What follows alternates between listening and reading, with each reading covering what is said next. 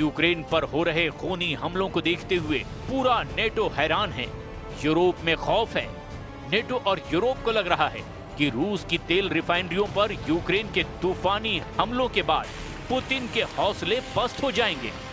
NATO और Europe को जो रिपोर्ट्स मिली है उसके मुताबिक रूस की 38 में से 16 तेल रिफाइनरियों पर यूक्रेन ने हमले करके तबाह किया और रूस की 40% तेल क्षमता को नुकसान पहुंचाया था।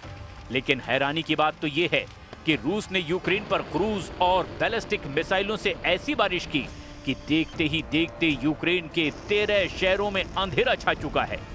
सिर्फ 7 दिन में रूसी हमलों ने राष्ट्रपति जेलेंस्की की चीखें निकाल कर रख दी है और नेटो रूस के खिलाफ ड्रोन दीवार खड़ी करने का ऐलान कर चुका है।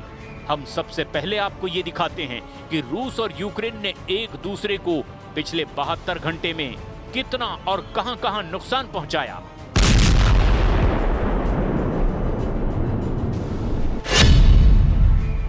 रूस ने एक बड़ा हवाई हमला करके यूक्रेन में कोहराम मचा दिया है।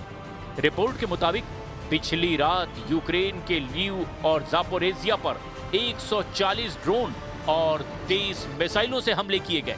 कुल 48 घंटे पहले ही रूस ने यूक्रेन के 9 इलाकों पर 50 मिसाइल और 500 ड्रोन से कुल मिलाकर 550 हमले किए थे। राष्ट्रपति जेलेंस्की के मुताबिक पुतिन का रूस इस वक्त यूक्रेन पर शैतानी हमले कर रहा है, जिसमें दर्जनों यूक्रेनी नागरिक मारे गए हैं। रूसी हमलों पर जेलेंस्की ने पश्चिमी और यूरोपीय देशों पर जमकर भड़ास भी निकाली। जेलेंस्की ने कहा, यूक्रेनी नागरिकों पर रूस के खूनी हमलों पर पश्चिमी देशों की प्रतिक्रिया बेहद कमजोर है।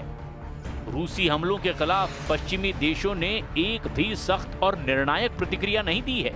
इधर रूस के रक्षा मंत्रालय ने दावा किया कि पिछली एक रात में ही 251 यूक्रेनी ड्रोन को इंटरसेप्ट किया और मार गिराया। वहीं यूक्रेनी सेना का दावा है कि उसने रूस के बेलगोरोद पर हमला करके 40,000 रूसी घरों की बिजली तबाह कर डाली। यूक्रेन का दावा है कि बेलगोरोद पर यूक्रेन के ड्रोन हमले से रूस को भयानक नुकसान हुआ, लेकिन वहीं दूसरी तरफ रूस का दावा है कि उसने हमले में यूक्रेन के लीव, ओडेसा, जापोरेजिया में बिजली सप्लाई को भारी नुकसान पहुंचाया है। लगभग 73,000 घर अंधेरे में डूब चुके हैं, बिजली के बिना रह रहे हैं, जिससे ऊर्जा सुविधाओं को काफी नुकसान हुआ है।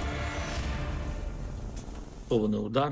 Росіяни навіть не стараються приховувати справжні свої цілі. Абсолютна більшість мішеней – цивільні об'єкти, звичайна інфраструктура.